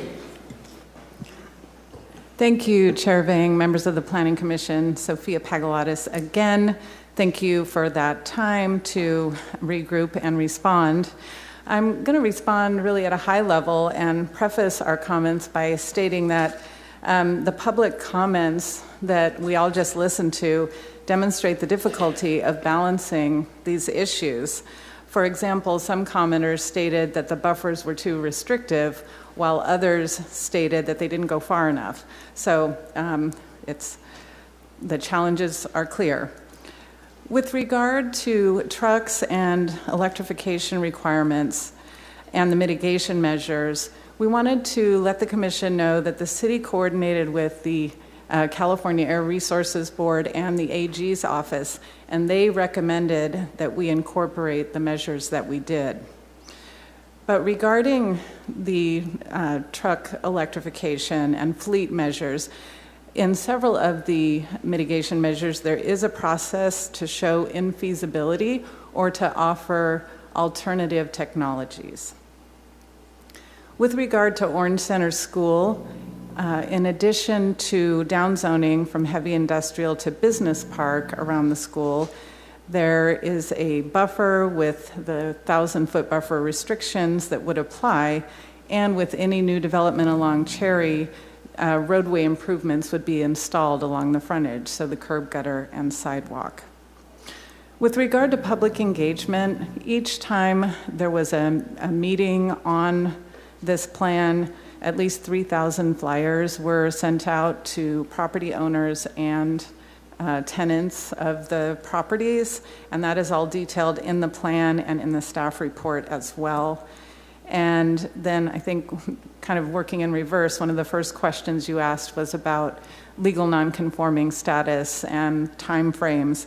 And so, as was stated by a couple of commenters, if a use ceases operation for more than 90 days and the use is not permitted in the new district, then it must cease in an industrial zone. So those are the comments that we would offer. Thank you. Do we have any questions and comments from the commission? So my question is about, I've been hearing a lot of concerns from the community members that, business, it'll hurt business. So what, will it hurt business? Because business does bring, money, more taxes to the city. At the same time, having a balanced approach, for the community that resides in that area. So what's the answer for that, please? Well, I think what you've heard probably encapsulates that response better than I could, in that it certainly affects business by affecting the land use changes in the plan area. Go ahead. In terms of the down zoning, can that be considered a taking? I mean, you are taking away the value of their property. There should be some form of compensation. It's almost like eminent domain, where you're depriving them of the highest use of their property. My understanding of land use law is that as long as the property maintains some value, then it is not considered a taking. So in this case, each zone district that would be proposed for the properties still have a myriad of options for development. But not to the level that they had. That's correct. So they're losing value with no compensation. That's correct. Problem with that. Are there any initiatives that the city is working on to promote business and to encourage business owners to come and invest in Fresno? Because it seems like we're giving the message that we're not business friendly. Is there anything that the city is working on to negate that belief or make it so that people feel comfortable investing in Fresno? I think the city's efforts in that area are ongoing and headed up by the Economic Development Department. So yes, there are multiple efforts ongoing. So if it's headed by that department and we just had somebody speak in opposition to this, where does that put us? I'll let you make that conclusion. Okay. Any other questions or? The question that I have, I don't know if it's a question or more of a comment, but with so much opposition that has been brought forth, and then within our 15-minute kind of window of, which I know probably wasn't the longest for you, but the 15-minute window in order to respond to it, there's still just a whole lot of uncertainty and a whole lot of looks like pain that's being brought upon those that are here, especially when it looks at the property value being either leveled or going down. What is that response that could make this community just a little bit more satisfied or a little bit at ease? And if it is sent back, would that consideration be taken into play?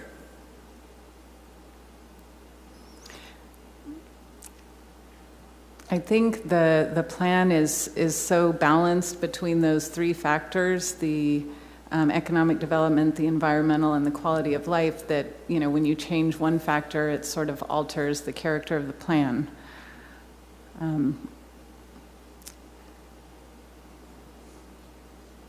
Questions?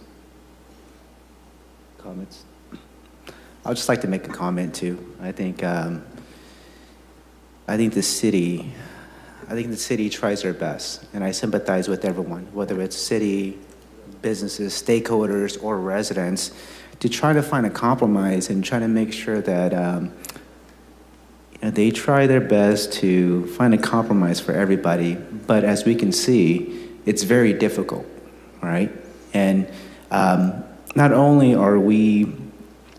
do we have stakeholders, business owners here tonight, we have local residents here too, right? Either we have both parties, I think for the first time that I've been here, both parties are aligned in opposition, right? Whether it's we want more protection for the businesses or we want more safety for our local residents. And I think we need to understand that you guys have a difficult job, right? And with what you guys are proposing, one good thing with this, what you guys are proposing is the fact that it's a conversation starter, okay? It's a conversation starter, and that's how I kind of see it is it's a living document where I think it's going to require a lot more of the city staff to keep engaged and have a conversation with businesses and local residents. But personally, I don't feel comfortable to push this forward just because I feel like they're still going to require a lot of work. I know you guys have done tremendous work and tons of work too, okay? And I want to praise you for the efforts that you guys have done, but I think it's going to require a lot more work too, okay? All right. Do we have any questions, comments, any motion? Go ahead, Jay. Chair, what I would like to ask is that the commission, sounds like you're, not necessarily comfortable with the plan in its current condition. However, we were directed by Resolution 2019-235 to develop this plan. We would ask that the Planning Commission move it forward at this time, whether you're voting in opposition or in support, recommending opposition or support of the plan to the City Council. We would ask that you move it forward at this time. It's been in a process for over 5 years and ready for the City Council to consider it. Can I ask you a question? If we are in opposition to it, how can we move it forward? I don't understand. You recommend denial because you're not approving the plan. You're just making a recommendation. So you would recommend denial. Got you. Okay. I'd like to make a motion to recommend denial of the plan. I'll second. I would say, Sophia, I can see in your face how hard you've worked on this. And I think the city staff, there's no good guys and bad guys here. The city staff does what they can do within the constraints of what the codes say and the laws and that kind of thing. So they've done everything they can. The businesses are not the bad guys. The environmental justice people are not the bad guys. And we need to get to a place where we're all agreeing on something and everybody's going to have to give a little. I would like to see, though, when I recommend denial, that special attention be spent on the Orange Center School, because I do think that that's really important that we maintain that school. It's been around a long time. So I'm making a motion for denial, yet still hoping we can do something special with Orange Center. Do we need to make sure we go through every single? Okay, so Vice Chair Bray, if you're going to go ahead and recommend a denial, you're going to have to specifically state each single one and recommend a denial for every single one.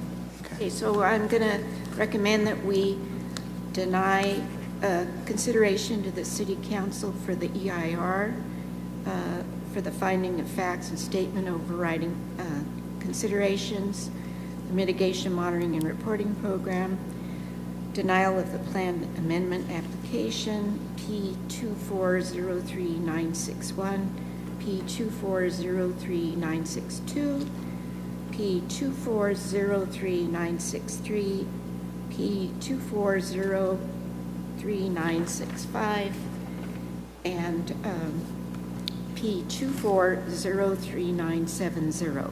Is that good? All right, so we have a motion made by Vice Chair Bray. We have a second by Commissioner Calandra. Sorry, Commissioner Kreiner, I'm giving it to her as a gentleman, okay? I do want to make a note too that, with the city, I think the city always tries to do what's best for everybody, not just Hispanics, okay? I think they always want to make sure that we take care of everybody that's involved, so I want to make that okay. All right, let's go ahead and with this one, we'll go ahead and do a roll call. Commissioner Lyday? Yes. Commissioner Calandra? Yes. Commissioner Diaz? Yes. Commissioner Kreiner? Yes. Commissioner Shergill? Yes. Vice Chair Bray? Yes. Chair Vang? Yes. So the recommendation to deny has been approved. Thank you, everyone. Appreciate it. Next, do we have any reports from the Secretary?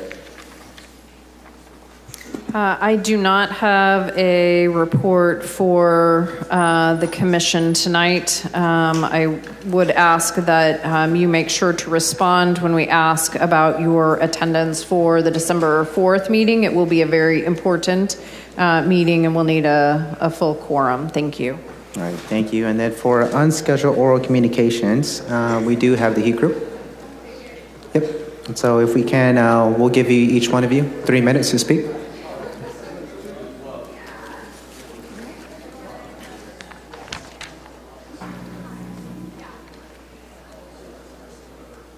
My name is Brunette, and I'm with the Heat for Southwest Fresno Community. Did you receive the paperwork that? Yes, we did. Yep. First of all, this was sent out to the city on February the 1st of this year.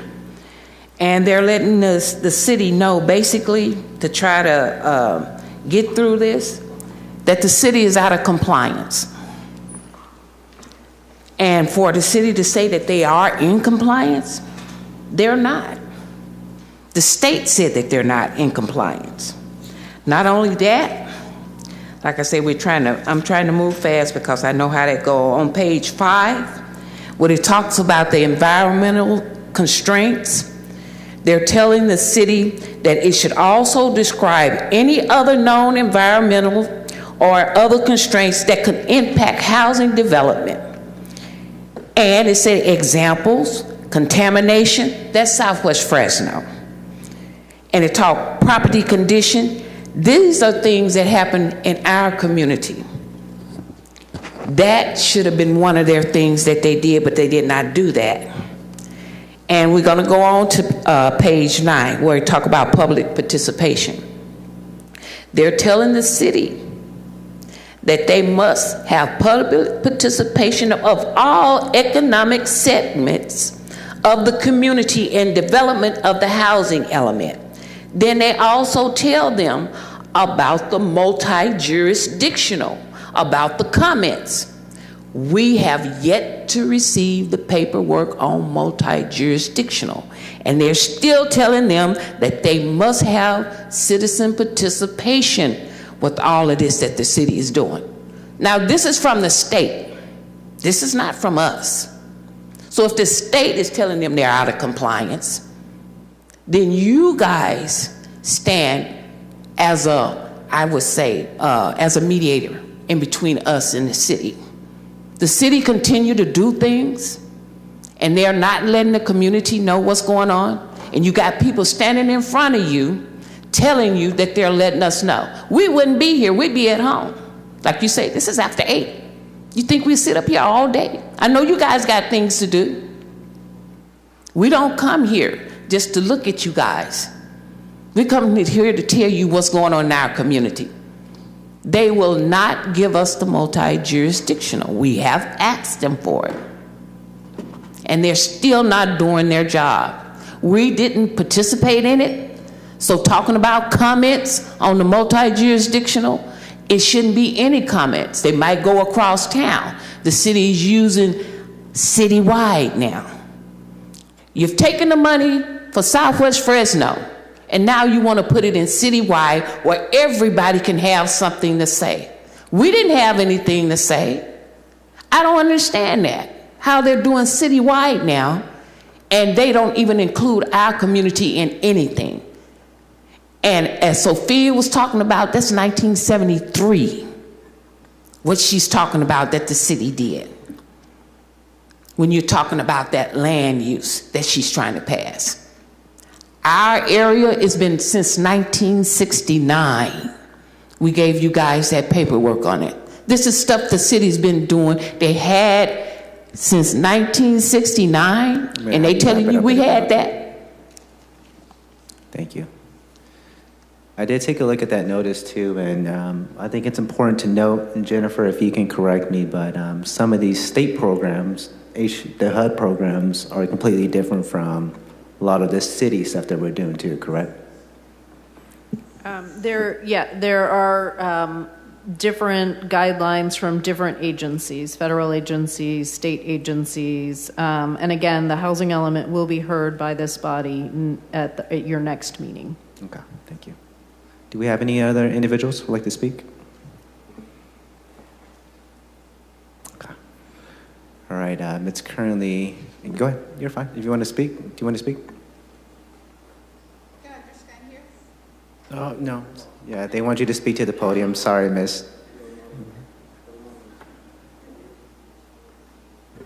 You can speak, that's fine. No, my question is, can we have the housing element paperwork? Okay. We want the housing element. Yeah. We can ask the city. I'll ask the city and see what they say. Is that okay? We need that. Thank you. Jenna, is that something we can provide them? So there are copies available at a number of locations. I would ask, perhaps Sophia could tell us where the draft copies are available for public review.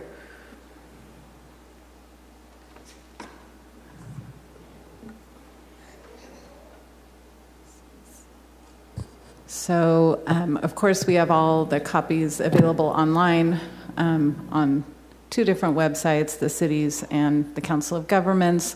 And then we also have hard copies that the public can look at either at our planning counter or at the Central Library.